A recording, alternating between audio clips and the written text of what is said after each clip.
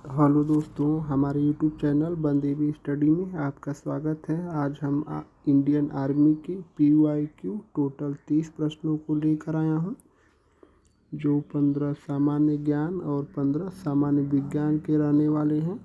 तो आप हमारे वीडियो में लास्ट तक ज़रूर बने रहिए। अगर आप आर्मी की तैयारी करते हैं तो हमारे चैनल को सब्सक्राइब कर लीजिए और वीडियो में लास्ट तक ज़रूर बने रहिए, क्योंकि यह जो वीडियो है प्रैक्टिस सेट आपके एग्ज़ाम के लिए बहुत ही महत्वपूर्ण साबित होने वाली है।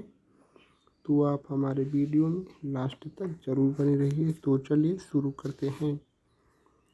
मैं इस वीडियो में केवल आपको क्वेश्चन पढ़ूंगा और आंसर का ट्रिक कर दूंगा। अगर आपको लगेगा कि मैं क्वेश्चन का आंसर जल्दी जल्दी ट्रिक कर रहा हूं, तो आप हमारे वीडियो को क्लोज करके या फिर दोबारा भी देख सकते हैं। सबसे पहली बात आपके लिए यह है कि आप हमारे चैनल पर पहली बार आए हैं तो चैनल को सब्सक्राइब करना मत भूलना दोस्तों, और वीडियो को लाइक ज़रूर कर देना। प्रश्न संख्या 1, भारत में सर्वप्रथम किसने सशस्त्र बल झंडा दिवस आर्मेड फोर्स फ्लैग डे मनाने की शुरुआत की थी? तो वह कौन था? और यह भारत में सर्वप्रथम सशस्त्र बल सेना झंडा दिवस, सशस्त्र झंडा दिवस प्रत्येक वर्ष 7 दिसंबर को मनाया जाता है, और यह हमारे पंडित जवाहरलाल नेहरू ने शुरू किया था। Option A. प्रश्न संख्या 2, भारतीय संविधान का संरचनात्मक आधार किस देश के संविधान से लिया गया है? तो जो भारतीय संविधान का संरचनात्मक आधार है वह हमारा कनाडा से लिया गया है, कनाडा के संविधान से। इस प्रश्न का उत्तर ऑप्शन डी होगा।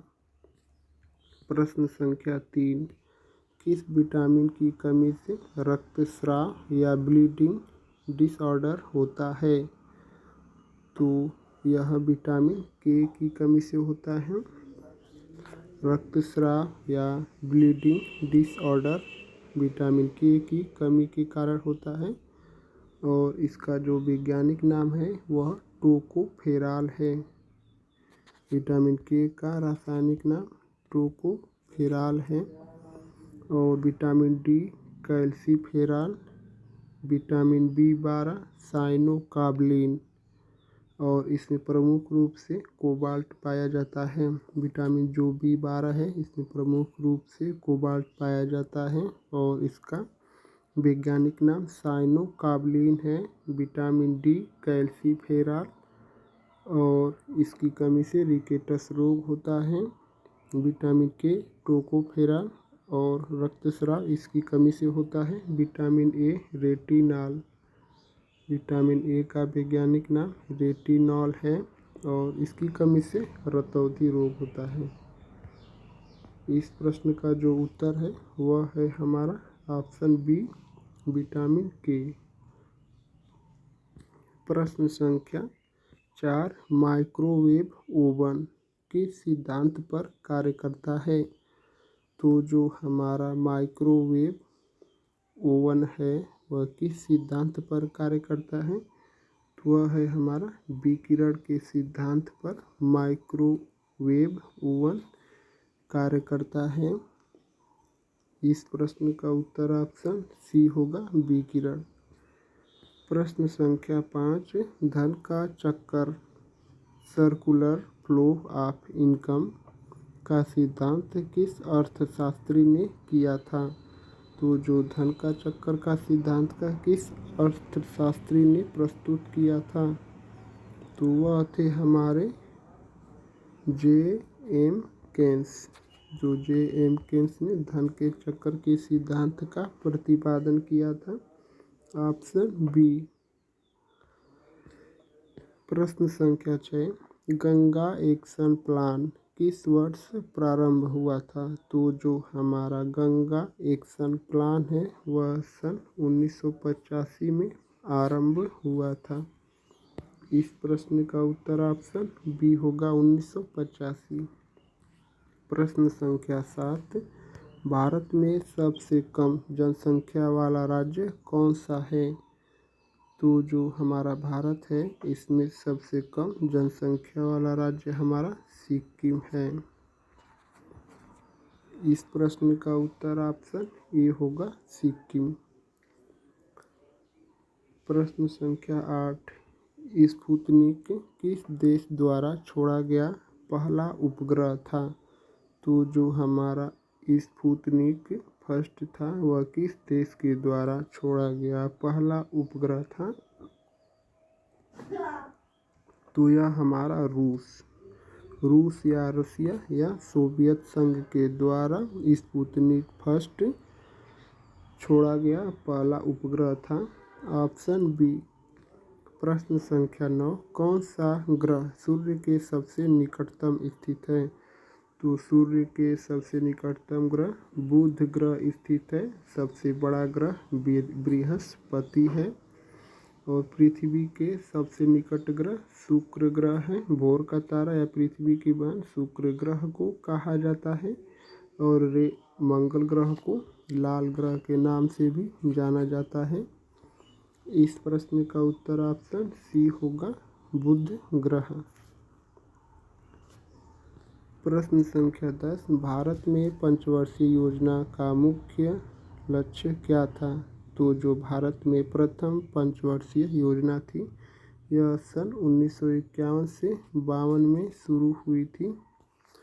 यह सन 1951 में शुरू हुई थी प्रथम पंचवर्षीय योजना और इसका जो मुख्य उद्देश्य था वह हमारा कृषि विकास था। भारत की प्रथम पंचवर्षीय योजना का मुख्य उद्देश्य कृषि विकास करना था। Option B. प्रश्न संख्या 11, पोलियो किस वायरस के कारण होता है? तो पहले ऑप्शन देख लेते हैं। पोलियो हमारा किस वायरस के कारण होता है? तो जो पोलियो होता है वह पोलियो वायरस के कारण होता है। इस प्रश्न का उत्तर ऑप्शन बी होगा, पोलियो वायरस। प्रश्न संख्या 12, सबसे बड़ी अंतःस्रावी ग्रंथि या एंडोक्राइन ग्लैंड कौन सी है?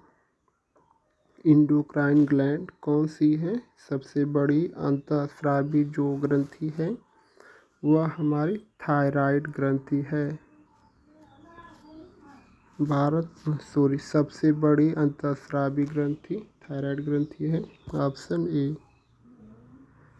प्रश्न संख्या 13, नेशनल ग्रीन ट्रिब्यूनल NGT की स्थापना किस वर्ष हुई थी? जो NGT है हमारा नेशनल ग्रीन ट्रिब्यूनल, इसकी स्थापना किस वर्ष हुई थी?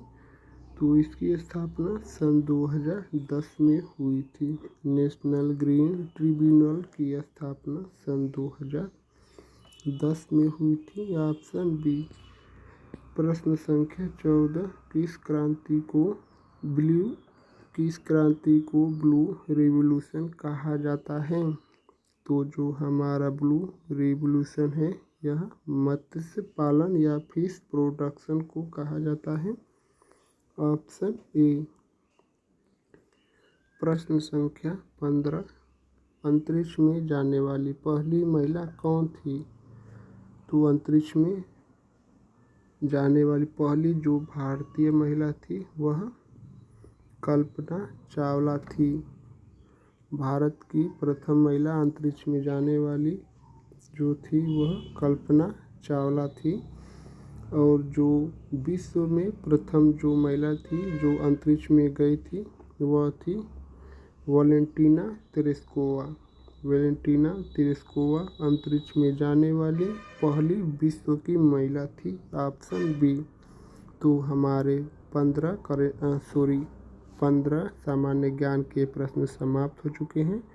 तो चलिए 15 सामान्य विज्ञान के प्रश्नों को देखते हैं। आप हमारे चैनल पर पहली बार आए हैं तो हमारे चैनल को सब्सक्राइब कर लीजिए और वीडियो में लास्ट तक ज़रूर बने रहिए। प्रश्न संख्या 16, मानव शरीर में कौन सा हार्मोन फाइट या फ्लाइट प्रतिक्रिया के लिए जिम्मेदार है? तो वह कौन सा हार्मोन है जिसे फाइट या फ्लाइट हार्मोन कहा जाता है? तो वह है हमारा एड्रेनलिन, ऑप्शन बी। प्रश्न संख्या 17, किस धातु का उपयोग परमाणु रिएक्टरों में नियंत्रण छड़ों कंट्रोल रॉड्स के रूप में किया जाता है? तो किस धातु का उपयोग परमाणु रिएक्टरों में नियंत्रण छड़ों या कंट्रोल रॉड्स के रूप में होता है? तो वह है हमारा कैडमियम या बोरान की छड़। जो यह कैडमियम या बोरान की छड़ का उपयोग परमाणु रिएक्टरों में नियंत्रण छड़ या कंट्रोल रॉड्स के रूप में किया जाता है, ऑप्शन बी। प्रश्न संख्या 18, किस प्रक्रिया में प्रकाश ऊर्जा का रासायनिक ऊर्जा में परिवर्तन होता है? तो वह कौन सी क्रिया है जिसमें प्रकाश ऊर्जा का रासायनिक ऊर्जा में परिवर्तन होता है? तो वह है हमारा प्रकाश संश्लेषण, ऑप्शन बी।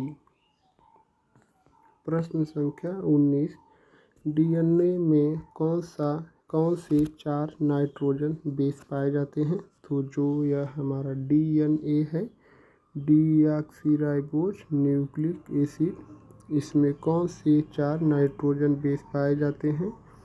डीएनए का पूरा नाम डीऑक्सीराइबो न्यूक्लिक एसिड होता है और यह जो आरएनए है इसका पूरा नाम राइबो न्यूक्लिक एसिड होता है। जो डीएनए में 4 नाइट्रोजन बेस पाए जाते हैं वह है हमारे एडेनिन, गुआनिन, साइटोसिन, थायमिन। इस प्रश्न का उत्तर ऑप्शन ए होगा। इसको आप नोट भी कर सकते हैं या याद भी कर सकते हैं क्योंकि यह एग्जाम के लिए बहुत ही महत्वपूर्ण प्रश्न है। प्रश्न संख्या 20, किस रंग की प्रकाश की किरण का अपवर्तन अधिकतम होता है? तो वह कौन सी प्रकाश की किरण है जिसका अपवर्तन सबसे अधिक होता है? तो वह है हमारा बैगनी। इस प्रश्न का उत्तर ऑप्शन सी होगा, बैगनी। प्रश्न संख्या 21, ओजोन गैस किस परत में अधिकतम होती है? ओजोन गैस का सूत्र O3 होता है और जो ओजोन परत है वह जो ओजोन गैस से बनी होती है और जो ओजोन गैस है यह समतापमंडल में पाई जाती है, ऑप्शन बी। प्रश्न संख्या 22, हीमोफीलिया किस प्रकार का रोग है? तो यह जो हीमोफीलिया है यह एक प्रकार की आनुवांशिक रोग है, ऑप्शन ए। हीमोफीलिया एक प्रकार का आनुवांशिक रोग है, ऑप्शन ए। प्रश्न संख्या 23, सबसे कठोर प्राकृतिक पदार्थ कौन सा है? तो जो सबसे कठोर प्राकृतिक पदार्थ है वह कौन सा है? सबसे कठोर प्राकृतिक पदार्थ जो है वह हीरा है। सबसे कठोर प्राकृतिक पदार्थ हीरा है, ऑप्शन सी। प्रश्न संख्या 24, मानव नेत्र का लेंस किस प्रकार का होता है? जो मानव नेत्र में लेंस लगा है वह किस प्रकार का है? वह है हमारा उत्तल लेंस। उत्तल लेंस मानव नेत्र में लगा होता है। इस प्रश्न का उत्तर ऑप्शन बी होगा। प्रश्न संख्या 25, बिजली के बल्ब में फिलामेंट किस धातु का बना होता है? तो जो बिजली के बल्ब में फिलामेंट लगा होता है वह टंगस्टन का लगा होता है। इस प्रश्न का उत्तर ऑप्शन ए होगा। बिजली के बल्ब में जो फिलामेंट लगा होता है वह टंगस्टन धातु का लगा होता है। प्रश्न संख्या 26, किस यंत्र का उपयोग वायुमंडलीय दाब मापने के लिए किया जाता है? तो वायुमंडलीय दाब जो मापने के लिए प्रयोग किया जाता है वह बैरोमीटर है और बैरोमीटर का जो पारा होता है वह एकाएक गिर गया तो उसको समझिए कि आधी तूफान आने वाला है, धीरे धीरे उठ रहा है, तो समझिए कि बारिश होने वाली है। और एकदम से ऊपर उठा है तो जान जाइए कि मौसम साफ है। इस प्रश्न का उत्तर ऑप्शन बी होगा। वायुमंडलीय दाब मापने के लिए बैरोमीटर का उपयोग किया जाता है। प्रश्न संख्या 27, मानव शरीर में सबसे छोटी अस्थि कौन सी है? तो मानव शरीर में जो सबसे छोटी अस्थि है वह कौन सी है?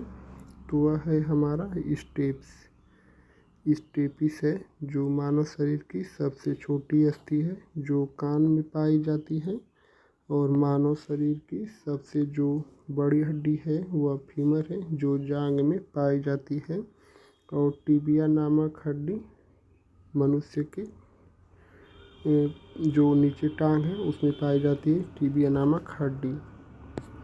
प्रश्न संख्या 28, किस तत्व को प्लास्टिक का राजा कहा जाता है? तो जो प्लास्टिक का राजा किस तत्व को कहा जाता है? प्लास्टिक का राजा पॉलीथीन को कहा जाता है। प्लास्टिक का राजा पॉलीथीन को कहा जाता है। Option B. प्रश्न संख्या 29, सबसे हल्की गैस कौन सी है जो वायुमंडल में पाई जाती है? तो जो हमारी सबसे हल्की गैस है वह हाइड्रोजन है। हाइड्रोजन का परमाणु क्रमांक 1 होता है और यह एक प्रकार की ज्वलनशील गैस है। तो प्रश्न संख्या 29 का उत्तर होगा हमारा ऑप्शन सी, हाइड्रोजन। सबसे हल्की गैस हाइड्रोजन गैस है और इसका परमाणु क्रमांक 1 होता है। हाइड्रोजन एक प्रकार की ज्वलनशील गैस है। प्रश्न संख्या 30 और आज के प्रैक्टिस सेट का लास्ट क्वेश्चन, बायोमास ऊर्जा किससे प्राप्त होती है? तो यह जो प्रश्न संख्या 30 है इसका उत्तर आप लोगों को कमेंट में बताना है। देखते हैं कितने लोग इस प्रश्न का उत्तर कमेंट करके बता पाते हैं। बायोमास ऊर्जा किससे प्राप्त होती है? तो आप लोग अच्छे से ऑप्शन देख लीजिए। ऑप्शन ए दिया है सूरज की रोशनी से, बी पवन से, सी जीवित या मृत कार्बनिक पदार्थों से, डी जल से। तो बायोमास ऊर्जा है वह किससे प्राप्त होती है?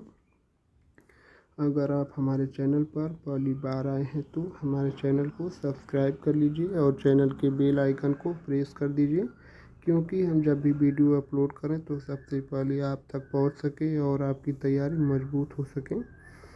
और हमारी वीडियो अच्छी लगी है तो हमारे चैनल को लाइक ज़रूर से कर दीजिए। सब्सक्राइब करना मत भूलना दोस्तों। आप लोग का बहुत बहुत धन्यवाद दोस्तों।